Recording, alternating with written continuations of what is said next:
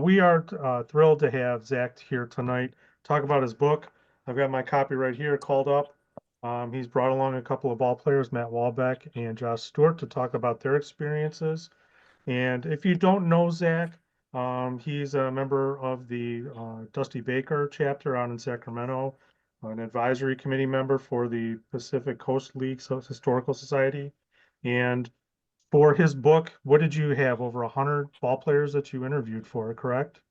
109 in there, yeah. 109. All right. So I spent a week up in Door County last week, or last year, sorry, and read it on the beach, and it was awesome. It was so much fun to read, not only from the stories of the players getting told that they're getting called up, but getting to the ballpark from wherever they happen to be in America, the information about the first time they step on the field at the Major League ballpark. I mean, it's really cool. So, um, I thought that this was one of my favorite passages, actually, and I'm sorry that it's neither one of your guys, Matt or Josh, but this is from Bob Tewksbury.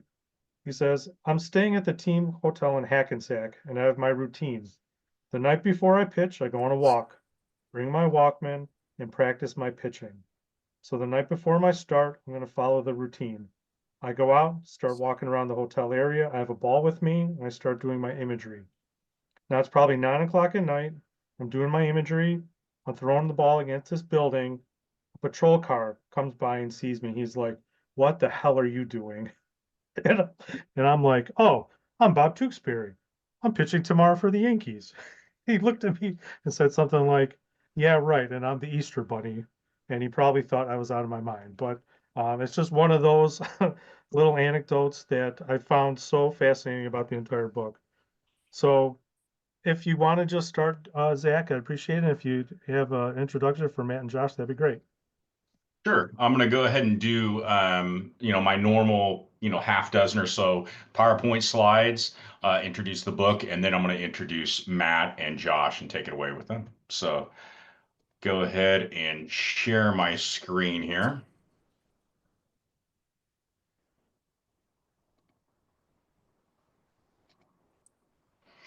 All right, so you should be looking at the main first page of the PowerPoint with just the book cover and then the name. That you look Looks good? good. Looks All good. right. Very good. All right, so I'm going to go ahead and start a little bit about me. Um, as previously referenced, with the Dusty Baker Sacramento Sabre chapter, I was chair up until just this last December.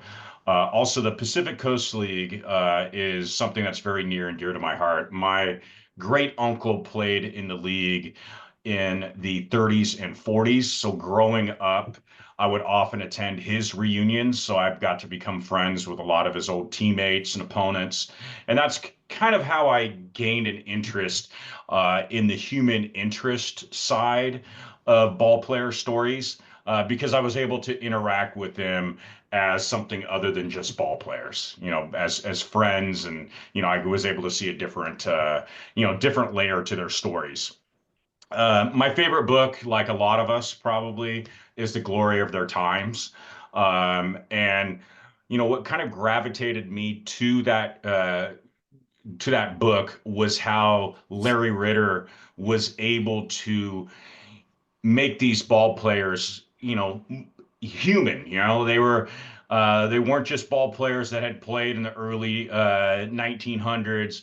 Even though a lot of them were a century older than me, I was still able to gravitate to their stories as human beings, and there was a human interest element to their stories. So that's what always kind of gravitated to that. And I also like that first person approach to stories.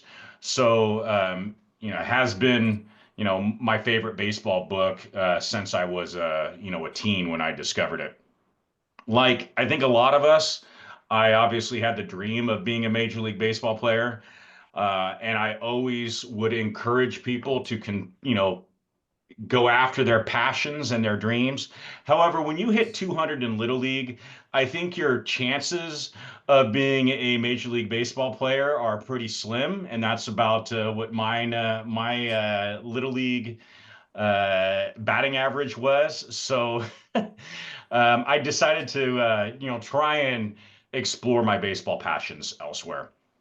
And as I had referenced, my great uncle played in the old Pacific Coast League, but he was also a phantom major leaguer in 1946. Phantom major leaguer, meaning that he was on a roster but did not get into a game. He actually made the Red Sox out of spring training in 1946. The Red Sox got off to a ridiculously hot start that year, and the services of a near 32-year-old rookie who had spent the majority of the last few years in Europe fighting in World War II were not needed. And he got released without getting into a game. Next day, he got picked up by the Boston Braves, was on the Boston Braves for about a week. Same exact thing happened back to the major leagues. So, um, here's a few photos of me looking very intimidating as a little leaguer. Me as a right-handed Will Clark in for a Halloween sometime in the late 80s.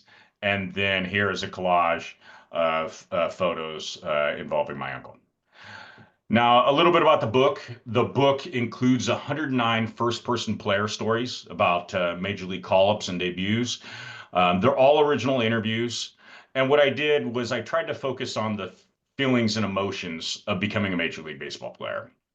Debuts range from 1961 to 2018. So the first player in the book is actually Sudden Sam McDowell, who came up with the Indians as an 18-year-old. And then the most recent story is that of Patrick Wisdom, recent Cub up through last year, who's now in the KBO. Um, Major League service time ranges from 2 days to over 2 decades. So I have a player in there that was a phantom major leaguer in 2002 with the Padres. And then I have Jerry Royce, who spent 22 years in the big leagues. I arranged the stories in debut order. So it kind of gave folks understanding of what was going on in baseball during those decades and what influenced, major league rosters. Um, whether it be expansion, changes in roster numbers, changes in the structure of rosters regarding the number of pitchers. Obviously over the last, few decades, we've seen a considerable amount of turnover as far as pitching goes, more pitchers on rosters and relief pitchers, which didn't necessarily wasn't as common in the 70s and 80s, or at least the early 80s. And all teams are represented. The only teams that are not represented, I believe, are the Astros and the Diamondbacks. Now about the stories, they are, first person stories, human interest stories. I'm not, I'm not a stats guy. I like stories that humanize, ball players and could, have a human interest side and interest for folks, baseball fans and non-baseball fans alike. So you're not necessarily going to, see a huge amount of game details. What you're going to see are, how they got the news, what the orientation process was like, what it felt like to go out on that field, what it felt like, to come back in that dugout realizing that you had accomplished the dream that all of us had, as a child. So, what I focused on was not something that could be, captured in a box score. The first question I asked players was, when did you first realize you had the talent to become a major leaguer? Now, I didn't necessarily ask that because I was expecting ball players, or I wanted ball players to answer when I was 18, or when I was in double A or whatnot, or when I was in college. Um, I asked that question. There are occasions of that, but more than anything else, I asked that question because I knew it would bring up memories of certain relationships they had, certain coaches, mentors, um, and just kind of connect the dots. And a lot of the things that they answered, oftentimes when they answered that question, there would be reoccurring themes from that first question related to, who visited them to watch that first game, or, who was with them, during that orientation process of becoming a major leaguer. They're all first person narratives. and they've only been edited minimally from the original transcripts. So, obviously, if I had a follow-up question, then I'd piece it back together. If somebody said, I came in the fifth or sixth inning and I figured, I found out it was the fifth inning, I changed that. So you're going to see, you know, some people are going to say going, some people are going to say going. Some people are, it's going to be, him and I, me and him, those types of things. I wanted it to read like spoken word. So when you're reading these stories, I wanted folks to get a feeling of actually hearing it directly from the ball player. So we'll get to Matt and Josh just in one quick second. But currently, what I'm actually working on is a book called Next Up. I actually just signed the contract with McFarland last week, and what it's going to be focused on post-playing career transitions. It gives. Hopefully, will give readers a greater understanding of what ball players face when they hang up their cleats, and focus on other careers. The vast majority of ball players, contrary to popular belief by a lot of baseball fans, don't necessarily have the ability to sail off into the sunset, after their playing careers and not work again. So, oftentimes they will remain in baseball. Sometimes they'll go into careers that are completely different. But I wanted to, again, tell those, human interest stories of what's next. And it's something that brought back a lot of memories too to a lot of the guys that I had known as a teenager through my great uncle, who baseball was definitely something that was great that they accomplished, but obviously they had 40 50 years of doing something else afterwards. Interviewing players now. In fact, Matt Walbeck was the first former major league ball player that I vetted the idea with. So definitely appreciate that. And Josh will be in that book as well.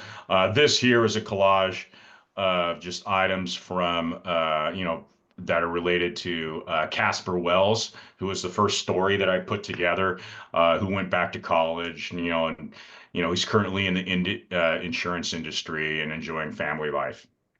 So he's found another passion outside of baseball. So I'm going to go ahead and pass it over to our guest for the night, and then ask them a few questions. And I want to leave plenty of time open for member questions as well. So Matt Walbeck debuted with the Cubs in 1993 out of spring training. Josh Stewart debuted with the White Sox in 2003 out of spring training as well. I'm going to go ahead and stop sharing my screen, and I really appreciate Matt and Josh joining us this evening. I'll go ahead and start just in chronological order with Matt. Tell me about making the Cubs out of spring training in 1993. Where were you? Who told you? What was the circumstance behind getting that news that you were going to be joining the Cubs and heading off to Wrigley Field? Well, thanks for having me on, Zach. Quite a big moment for me, as you can imagine, having wanted to be a major leaguer since I was 5. And I had a pretty good spring training that year. The year before, in 92, I played in Charlotte for the AA affiliate, the Charlotte Knights for the Cubs, and had a good season. And so they invited me to spring training, and I was on their 40-man roster because of the expansion draft. Joe Girardi was not protected and was picked up by the Rockies. So it kind of opened up an extra spot. I didn't really have much hope that I would make the team, but as things turned out, everything was working out for me. I fit in well with the team and the coaches, and offensively, I was swinging the bat well. I was a switch hitter, and my catching was good, and I was working really well with the pitchers. And then late in spring training, Ryan Sandberg had an injury, which he broke his wrist. I think either a collision or something happened, and he wasn't going to be able to start the season on the roster. So that opened up an extra spot. And I actually believe that year they were carrying an extra player with a roster of 26 because of the expansion draft. So there were some grumblings that I might have a chance to make the team. And I can remember it vividly as though it were yesterday. I was standing at Hohokam Park in Mesa, Arizona, on one of the back fields. and Jim Lefevre. I was in right field, and Jim Lefevre and Larry Himes. Jim Lefevre was the field manager, and Larry Himes was the general manager. Kind of waved me over to them and basically said, "Hey, you've had a great spring, and you're going to make the team, and we want you to keep doing what you're doing. We're not sure how much you're going to play," because Rick Wilkins was the starting catcher and Steve Blake, a veteran guy who'd played with the Phillies and had just a tremendous throwing arm and just a great catcher. They were going to be the other two catchers. So essentially I'd be the third catcher. They just wanted me to have an opportunity to get a sense of what it was like. And at the time, my mom and dad were both there. So it was really just a great moment. And, from that point over, I think we had a couple more days, and then we went to Las Vegas for our final exhibition game against the White Sox. And yeah, it was just a dream come true as a kid. So it was just a great moment. Awesome. Josh, the same question. You get the news. So you had a similar, situation where, you weren't necessarily going into 2003 with any anticipation of making the roster because you had come out at Double-A as well.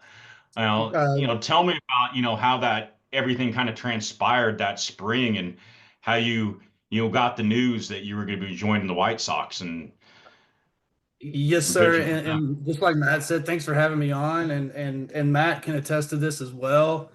Most of the guys that get that chance aren't, somebody else has to be injured or somebody else has to be taken in a Rule 5 draft or something. Like there's only so many spots, like the superstars they make a place for, but most guys that get a chance, you're filling in when you get that opportunity. So I had in 2002, I had a good season in Birmingham at Double-A for the White Sox. I went to the Arizona Fall League and just things were clicking, things were going well. And so I went into spring training with some momentum, and there was the opportunity for a spot kind of as the fifth starter. We had Mark Burley, we had Bartolo Colon, we had Esteban Loaiza, we had John Garland, and we had Danny Wright, who had is a friend of mine, got drafted the same year, but he had a lot of success the previous couple of years with the White Sox.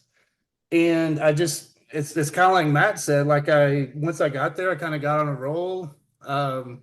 Things were going well, and about midway through spring training, Danny gets hurt. He hurts his elbow, and that kind of opens up, sort of a competition, if you will, for, myself and a few other guys, that were still in that. And so getting to the very end when I got the news, I had heard that Danny was healthy. He was throwing. I was probably going to go to Charlotte, which Matt said he was in Charlotte in Double-A at the time. Charlotte, when I was with the White Sox, was our Triple-A affiliate because minor league teams move around all the time and all that. So I was just planning on going to Charlotte. My wife and my friend's wife, my friend was Dave Sanders. He was also a pitcher. They were on their way to Charlotte in the car from Tucson, Arizona, because we were just both assuming we were going to go there. So the last day of spring training, I go out to pitch against the Colorado Rockies. We're in Tucson with the Rockies and the Diamondbacks. And, they have their star lineup. They had Larry Walker, Todd Helton, all those guys, the guys that just rake. It didn't matter if they were in Colorado or not. They were going to hit. I had a really good game against them, and I was just, again, anticipating going to Charlotte. But then I got done with the game. Went and sat down. I think I threw 6 or 7 innings. Jerry Manuel, who was the manager at the time, comes over to me, shakes my hand, says, "Good job." And he says, "Oh, by the way, do you have a suit?" And I was like, "Why would I need a suit?" He says, "Because you're going to Chicago with us." And I was like, "Oh my God." I mean, it was just chills, goosebumps, whatever. So, I instantly got on the phone, called my wife. I was like, stop driving to Charlotte, take the interstate north because we're going to Chicago, at least for a little while. So that's how I got the news, was in spring training last day. And then, kind of like Matt said, I was there, and after Danny got hurt, and I had a little more success than a couple of the other guys in spring training. And so, they gave me a shot at that fifth starter spot, and it was just beyond elated, and everything Matt said too kind of echo that. So that's how I got the news. Now, I do have a follow-up question for Josh because you had kind of an unusual situation with no car available. I remember you were saying how um, it was what in the hotel or in the apartment you were at or something like that. You kind of befriended the lady across, and she gave, she knew what the situation was, and she was kind of down that, well, why don't you just go ahead and it sounds like you know what the question will be. Absolutely, and I forgot that I shared that with you. And I'm sorry, I'm getting dark. It's getting dark here. Do I need to turn the light on, or It's am I all good? good. Okay. It was light whenever the meeting started. Um, yeah, it was a woman and her husband, Judson and Sue, Mihok, Mihawk, however you say their name. They were the nicest people, and we befriended them. Dave Sanders, the guy I mentioned, and myself, and our two wives. We just befriended them the whole spring. We were just staying in an apartment there in Tucson, and our wives took off in the cars on the way across the country, preparing, getting everything ready for life. And, Dave ended up, he was going to AAA, which, and, I got the call to the big leagues. And he was happy for me. If it had been the other way around, I would have been celebrating with him too. And we were just, had that relationship because you cheer for your friends, cheer for your guys, and hope everybody gets a chance. And so we were like, man, we got to go celebrate, but we don't have a car. So I went next door and I knocked on Sue's door and I was like, look, I'm sorry. I know you're busy. And I think she was on her way to like teach a yoga class or something. And she just threw me her keys and she was like, you got to go out. You got to go celebrate. So Dave and I mean, we went and had a beer somewhere and, had some dinner and just kind of, wished each other well and hoped that we'd see each other, soon, sometime later that summer on the same team. So, yeah, thankful to Sue out there. She was a great friend for doing that. So That's awesome. Awesome. Now I'll go back to Matt.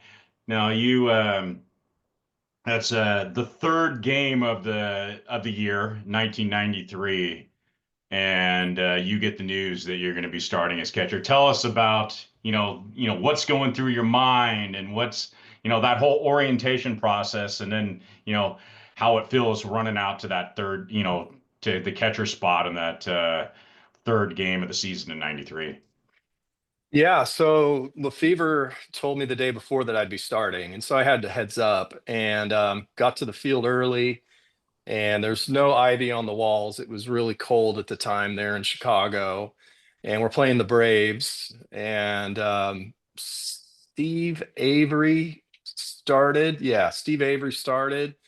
I remember running out of the dugout, going to the catcher's position and just screaming as loud as I could and just elated with joy. And of course, as Josh would tell you, you're really nervous, when you're going through your warm-ups and everything. But then as soon as the first pitch is thrown, all the nerves go away. We're so well trained, and you just kind of go on autopilot. And as the game progressed, I ended up facing Kent Merker late in the game. I think it was late. It was like my fourth at bat, and it was a long at bat, like 8 or 9 pitches, and it was sort of misty out and wet. And I'd been fouling pitch after pitch off, and then I took a full swing on a 3-2 pitch, and it was a swinging bunt, a little dribbler down the third base line. And Merker hustled off the mound. He was a really good fielder and slid and couldn't make the play, and I beat it out for my first major league hit. And then Harry Carey on live TV on WGN said, when Matt Walbeck tells his grandkids about his first major league hit, he'll say it was a line drive to center field, So pretty cool moment, that whole day. Unfortunately, we didn't win the game, but having a chance to play at Wrigley Field for your first game and have Harry Carey call your first hit, it was just, unfortunately, like I said, we didn't win, but it was a great memory. Very good. Very good. And thank you. And then Josh, you get your first start at home as well. And you're the starting pitcher. So you have a little bit of time to prepare and everything like that. So, tell us about, preparing for that major league debut and, what it felt like to go out there and throw that first pitch to, I think it was Bobby Higginson but, tell us about that debut. It was Bobby Higginson back when he was a leadoff man. What year was that, Josh? Sorry to interrupt. It was 2003. Oh, I was on that team. Were you Holy really? moly. Yeah, Okay, I'm gonna have I to. was on I that hope you don't team. mind, but I'm gonna look up to see if you guys played each other that game. Yeah, You go yeah. ahead Oh, and look, oh, Josh. oh, I'm gonna three. have We to. had, sorry to interrupt. Sorry, Josh, No, to please, step please, on your please. toes, but the 2003 Tigers, we had the second most losing team ever. We Yeah. finished 43 and 119 that year. So sorry, go ahead. I want to hear this story.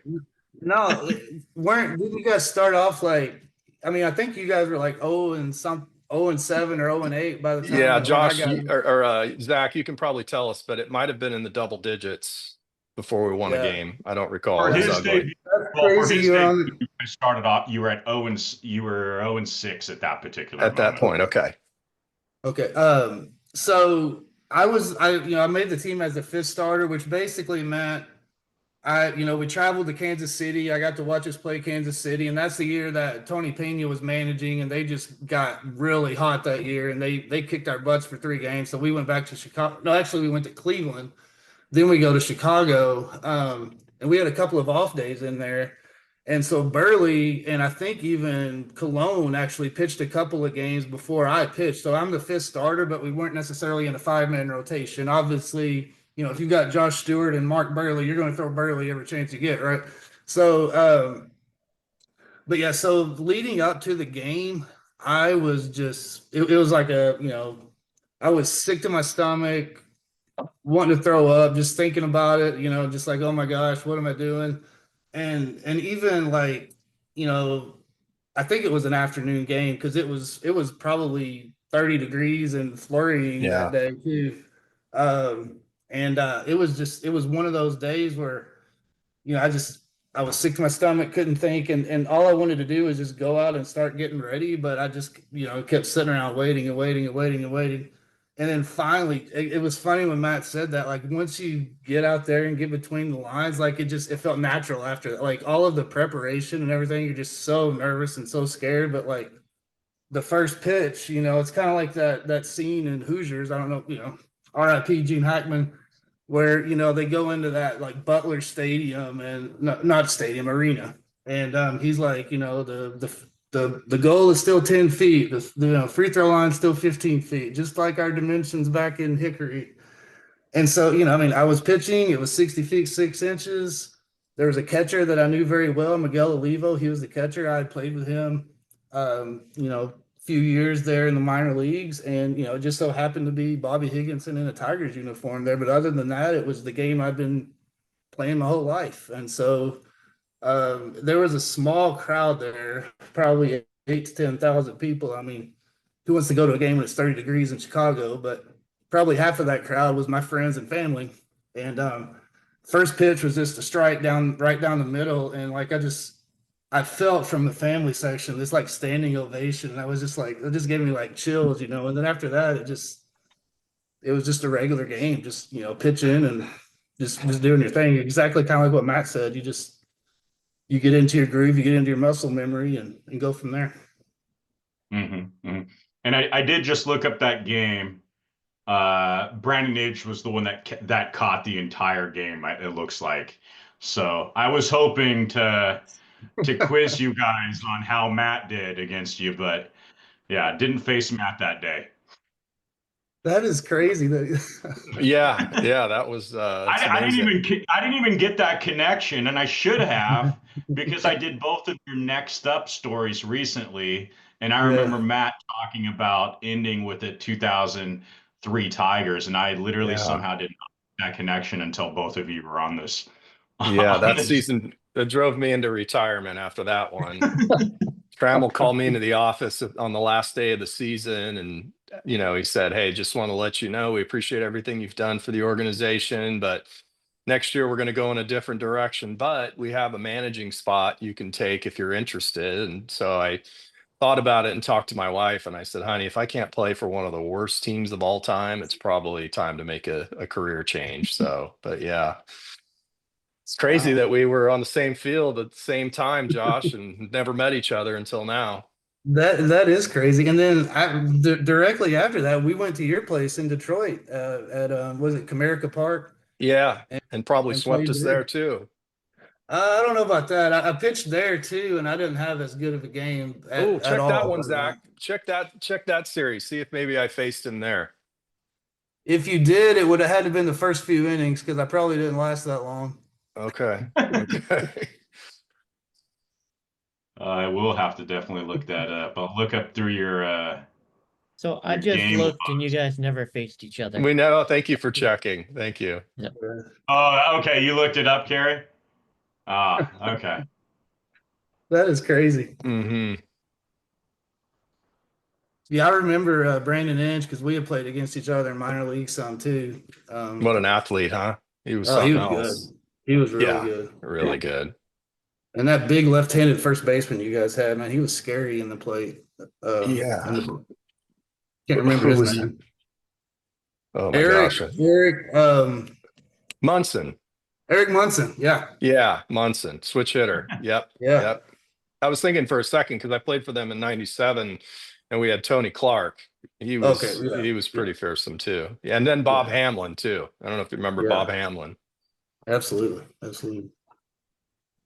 So yeah, that's I wanted to, make sure, since we're looking at, a 45-minute to a 60-minute time frame for this, I wanted to make sure that members had if they had questions of, who cares about Zak Ford? But if they had questions for Matt or Josh, obviously they take precedence this evening if they have any questions for them regarding their debuts or, getting the news of their call-ups or anything else, really. yeah, and I apologize. I probably started just rambling on. It's I talk for a living now, so it's easy to this. I feel like I'm at No, work in that a was Zoom meeting. great. I love that there was a connection there that none of us had thought about previously. Absolutely, likewise.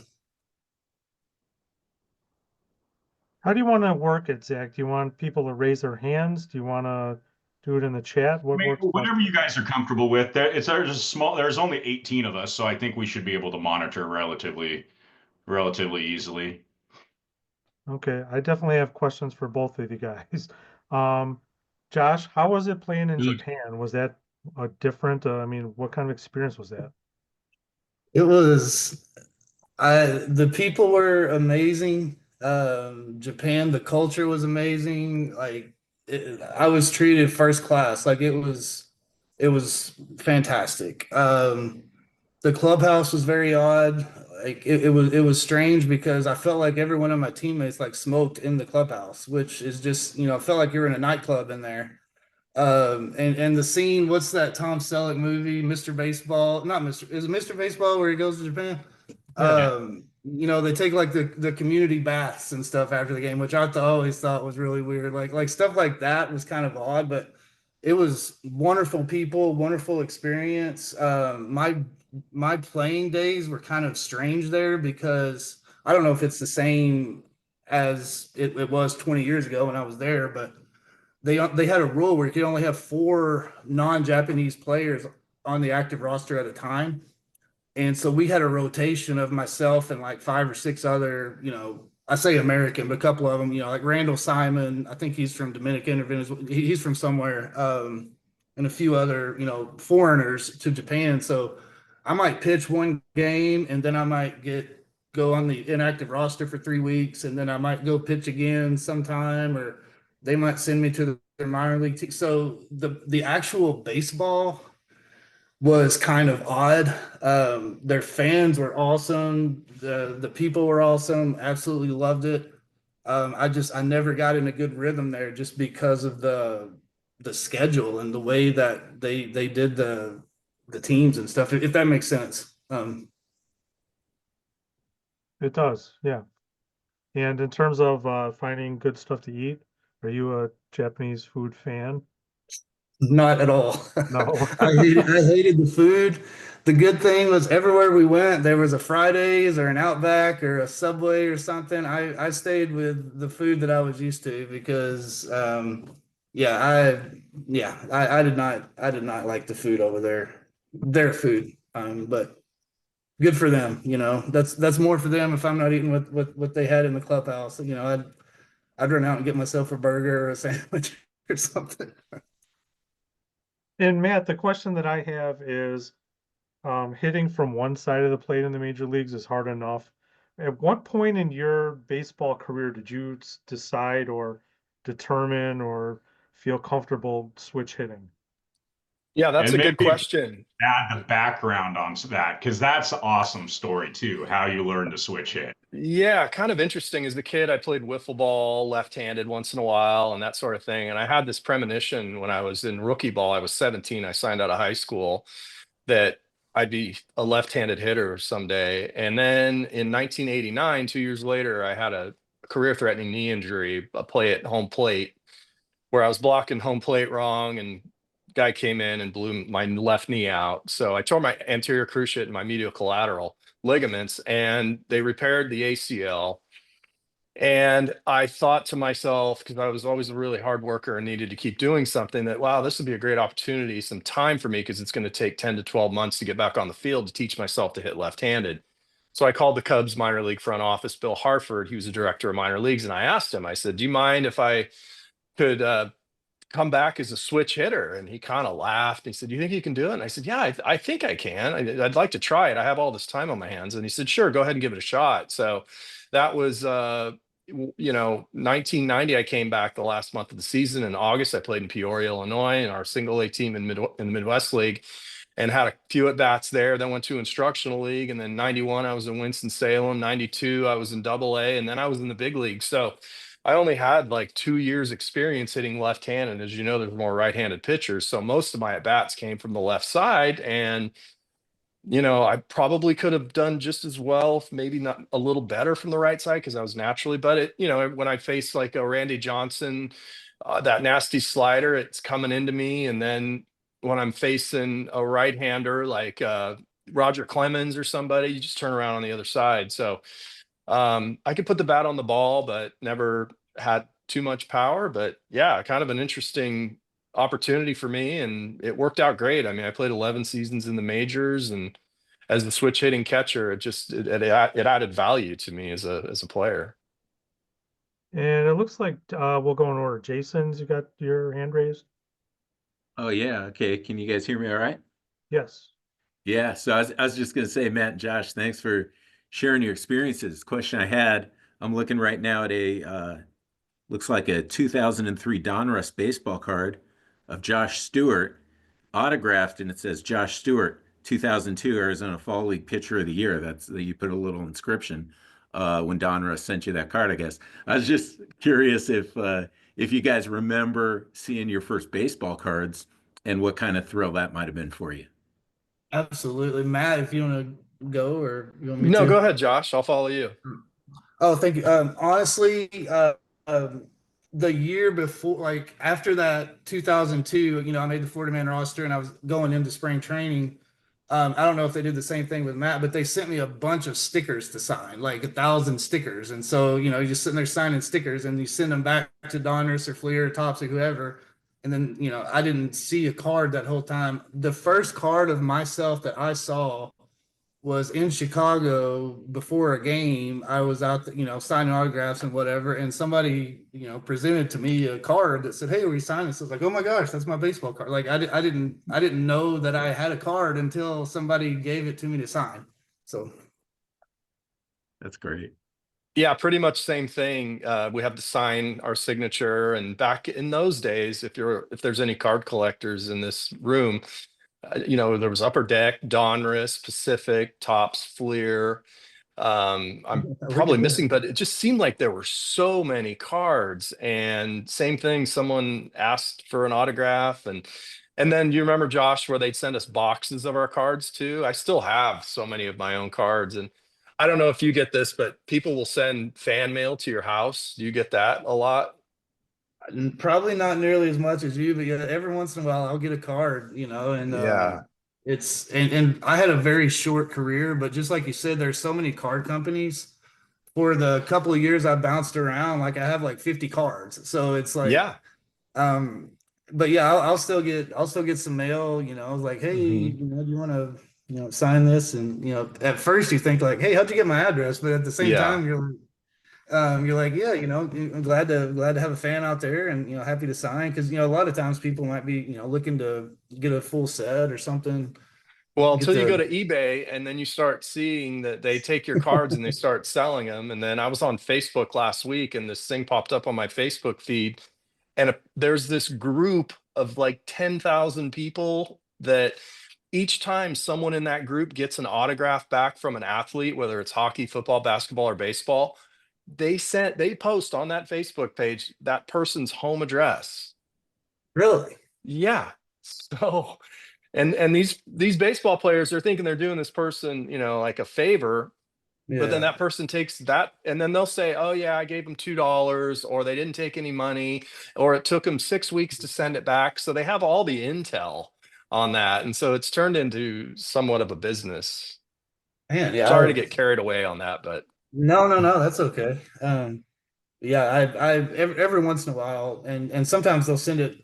I live in Paducah, Kentucky right now, which, very small town, about 6 hours south of Chicago. But I'm from a town called Ledbetter, and my mom still lives in the house I grew up in, so she actually gets several pieces of mail because I guess like in my profile or whatever it says I'm from Ledbetter. So if you look up Stewart and Ledbetter, there's probably only one household, so people just send it there in hopes that. So she'll come over and bring me some mail, and it's a card or something. So, but I just saw someone said you have 94 cards and I have 161. Is Holy that right? moly. Is that right? I don't That's know. wild. It's ridiculous, and I mean, because like I said, I had a very short career, especially compared to yours or many other guys. But it's just there's so many companies, and there are a few that I was on my way up. I was on a couple of those top prospect cards, but Yeah, I had one of those. Mine was a coming attraction. And then it had like future star and it had stars. Or there it was you go. really Yeah, cool. There you go. yeah. Yeah. Yeah, there it is. Yeah, coming attraction. Yeah. Look at that, man. Mm-hmm. So Zach, And then I just mean, to segue just a little bit, I remember one of the cooler things too for me was when I got my first bat from Louisville Slugger that had my signature on it. That's pretty cool. That was a good That is feeling. really cool. Yeah. I was gonna That say, is cool. Zach, I think you've got your idea for your next book. Is players getting their first baseball cards. Yeah. We'll see. I think I'm going to take a bit of a pause after next step. It's been a busy few years because I rolled right into the next one after the first. All right, Bill. Yeah, this question is for both of you. Do you work with any young baseball players? If so, what advice do you have about specific skills they need to work on, or really just setting expectations for what's to come? Go ahead, Josh. I'll follow. Okay, Josh. Yes and no, like not on a frequent basis, but yes. After my playing career was over, I did lessons for a while. I did some other things for a while, and then I still have local youth that or sometimes we do those MLB clinics, like sponsored by the Players Association. The advice, try to give any technical pitching advice I give, but the advice I give as far as life goes would just be, and this sounds silly, but the best ability you have is availability. Like stay healthy. Don't get hurt. I always encourage kids to play multiple sports. I know that a lot of kids will get playing like just baseball or just be like a pitcher only or something. And I also try to encourage the coaches like there's a lot of kids and that are out there throwing their arms out when they're like 11 in these tournaments and stuff like try to encourage like development and thinking about kids' futures as far as that goes. But as far as expectations, like and Matt can probably say the same thing, like a lot of us on our way up, we were like big fish in a little pond. But then once you like every level you get to, like I went to college at the University of Memphis and I went into the minor leagues and the major leagues, like every level you get to, you're like, oh my gosh, like I'm a little fish in a much bigger pond than I ever thought. Like, every level you get to, you realize like there's so many other people out there, and it's not just in the America. Like, I don't know the percentage, but probably half the major leagues is made up of people from Central and South America. So I mean, it's just a worldwide sport. So the expectations would just be, chase your dreams all you can, but you gotta also kind of be realistic about that as well. Go ahead, Matt. Sorry. No, that was great. I echo all those sentiments completely. The life lessons are the one thing that and I also, along with Josh, I participate in the Legends MLB clinics. They go around the country and host these free clinics for kids in little leagues and things like that. But as far as skills go, nowadays they have weighted balls and they have other things that people train with. But for me, hitting off a tee and hitting line drives right back up the middle is the best thing you can do for your hitting. And to build your arm strength, it's to play long toss. And just focusing on holding the ball, four seam grips, getting a handle of it. And as a kid, just practice throwing it in your glove and pulling out that four seam grip till you don't even have to think about it. And understanding that baseball is the game of failure. And sure, keep your dreams. People told me I'd never make it because I was too small. I heard that all the way until I got to the big leagues.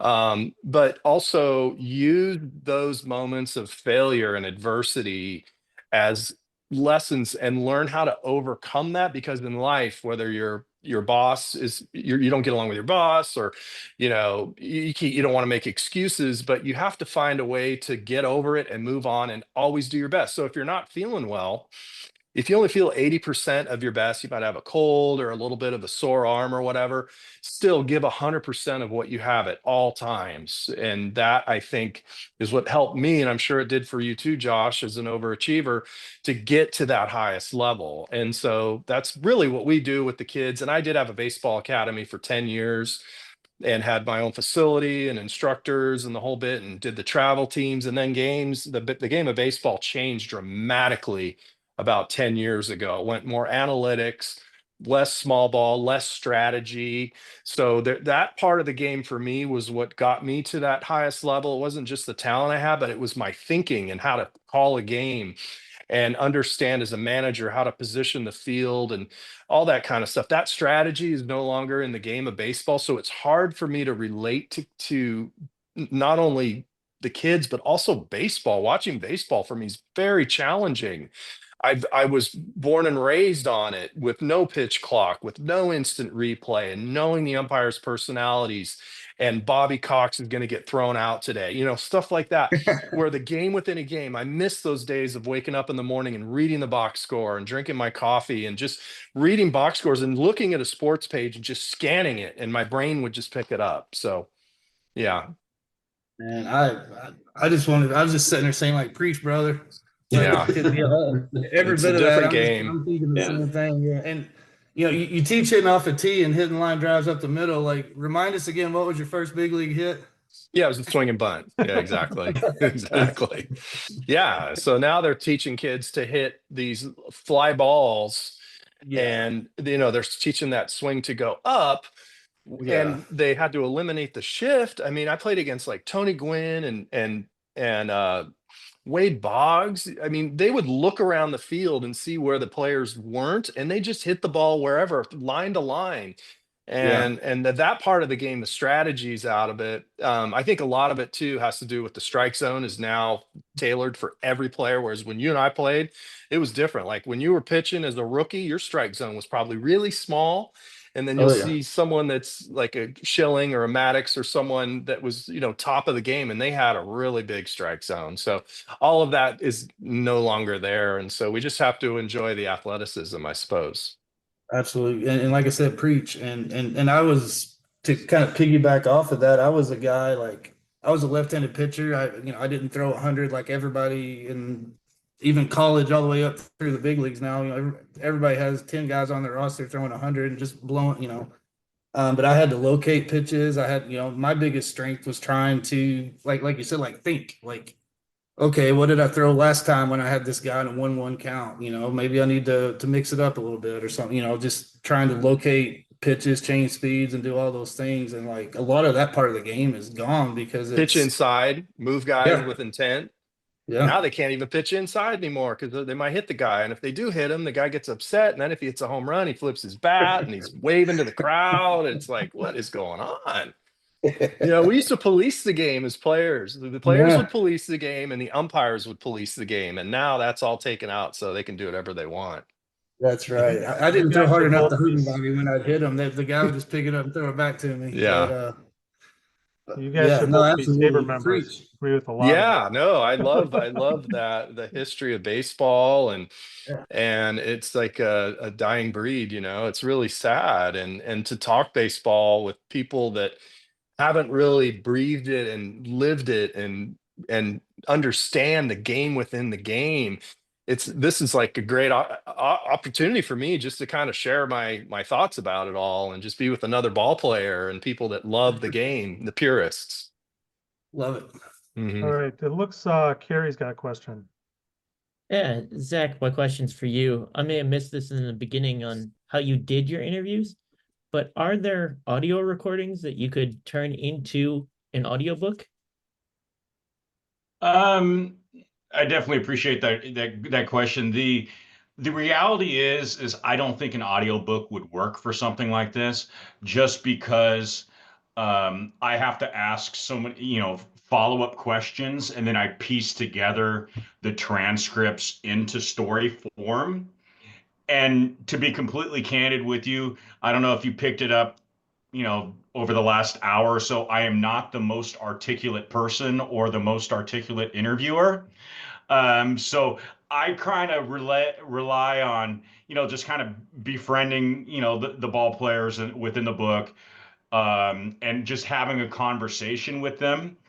So, there are some players that, obviously provide a little bit longer answers where it might work in, shorter form, but overall, just piecing these things, together, I don't necessarily think would be feasible with the current interviews I do. And to be honest, you know, I don't have to do it as much quite now because I've befriended, a lot of, players over the last, 5 or 6 years through this process.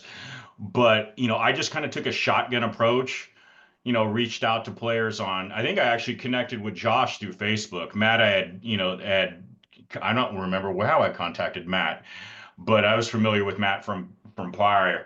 Um, so if a ball player called me up, like literally on the I would pull over to the side of the road.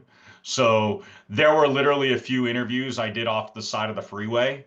So you would, hear the cars zooming by, which probably isn't the best way to capture something for an audiobook, but it worked for my purpose because my intent was to take that transcript and put it together in story form. Yeah.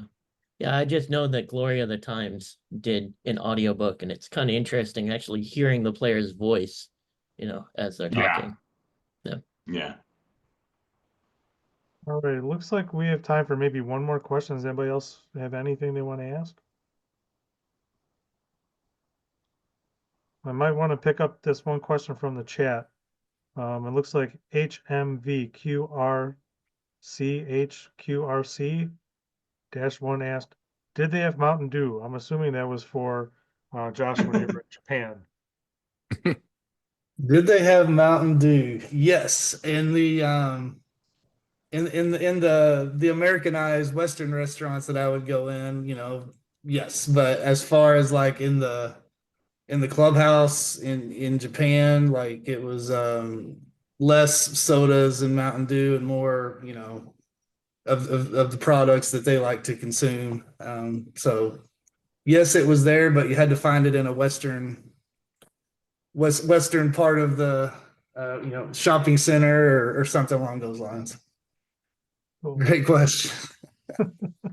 And Matt, is there any chance you might have a Cubs hat nearby I that you do. could put on? Yeah, I do. I do have a Cubs Tell us hat. your favorite story about being a Cub or being at Wrigley Field. Oh, well, yeah. So I don't know if you can see me. So let's see. I mean, there's obviously a lot of stories, but I remember, I don't know if you've heard of Yosh Kawano. He's a legendary clubhouse man, person, and he actually had been in the game his entire life. Was just an unbelievable guy. Always had a cigar, had like a sailor's hat on, and wore a t-shirt, and was very grumpy all the time. In fact, I guess he had been a clubhouse attendant for when Babe Ruth was playing. I mean, it goes way back. Anyways, I was really excited to be in the big leagues and showed up to Wrigley early, and I was the first one there, and he basically said, "Don't ever come here this early again," and just made me feel awful. And it was like, and back then things were a little bit different. Players could kind of get on each other and that sort of thing. But as far as stories, I mean, my first home run was at Wrigley. It was a windblown home run, and the wind at Wrigley Field, you never knew which direction it was going to go. Getting to fly charter for the first time, and it was just I mean, yeah, it was great. I wasn't there too long. I was there for April, and then I got called up in September, and then after the 93 season I was traded to the Twins, and then bounced around with several other teams after that. So, but yeah, go Cubs. Nice. And Josh, do you have a Sox hat that you have right near you? And you could tell us about your favorite memory on being the White I'm Sox at guaranteed rate. I'm sorry I don't have a hat. I did run over and get one of these cards. Oh, Nice. That's one of the 90 something cards I acquired for, in the 2 years I was playing. Gosh, playing for the Sox. Some of the most fun, like honestly, when I got there in the clubhouse, the craziest thing for me was just like looking over, and then like 3 or 4 lockers down was like Frank Thomas, and I'm sitting there thinking like, man, I used to be in this guy's fan club when I was a kid, and now I'm on his team. It was just, it was surreal to me, and it was surreal to like walk in the clubhouse after a game, or and you've got like Peter Gammon standing there, and I'm like, oh my gosh, I'm watch this guy on TV all the time. I'm like, it was hard for me to kind of discern between like, this is my job and this is a circus, and this is this whole show as well. Like there was just so much going on outside of the actual game and between the lines, that it was crazy. A lot of wonderful people there. I had a good group of guys that like I mentioned Burley before. He and I were the same age. We had played together in Burlington, Iowa, in single A, and then like the next year he was in the big leagues, and it took me a while, and then he had a wonderful career, but it was good to play with him. So he and I had already had a relationship. A lot of the other guys, Billy Koch, the closer for the A's, like that was his first year on the White Sox. He was one of those guys, like Matt said, guys used to give each other grief. Like he was one of the guys that would, give me a lot of rookie initiation, but he also took care of me as well. So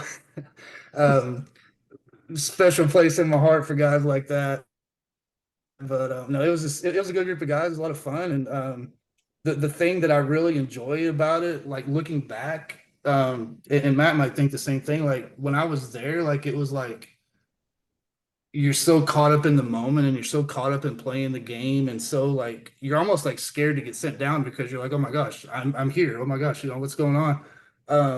That like I wish I would have like taken the time to like enjoy it, or like take pictures, or like you feel silly, like, hey Frank, can I get a picture? Like get a selfie with but like now, an old man sitting here in my chair, talking to you guys, like I wish I had those pictures. But at the time, you don't realize how quickly it can end, because I went from getting called up, bouncing around for a couple of years, getting hurt, and then being out of baseball. So it's one of those like you just don't realize it.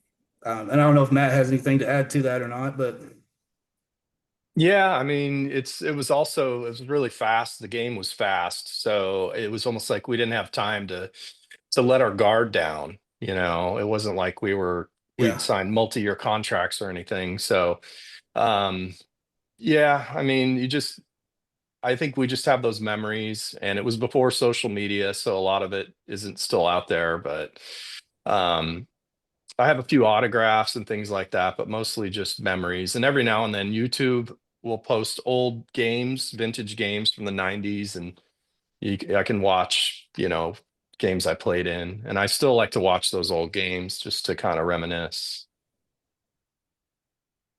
All right. Well, this was a lot of fun, guys. Thanks, Josh. Thanks, Matt, for joining us. And Zach, if somebody doesn't have your book yet, they want to get it, what's the best way Paul, to okay, get a you're gonna copy? technical difficulties. I'm gonna go ahead and put my email in the chat, and they could contact me, and they could just get it direct would probably be the easiest. But obviously, if they just search Zak Ford and called up, a bunch of different things will come up on a Google search. They could get it through Amazon and whatnot as well. It's a Awesome. great book, great gift. And I an appreciate absolute, it. a lot of fun. I to read. really appreciate Matt and Josh joining us tonight as well. Thank you so much. Thanks for having joining us, guys. Appreciate it. First-person stories. Yeah, A thanks lot for of joining fun. us. Thanks, everybody. Anytime. All right. I'm going to And stop I'm having recording.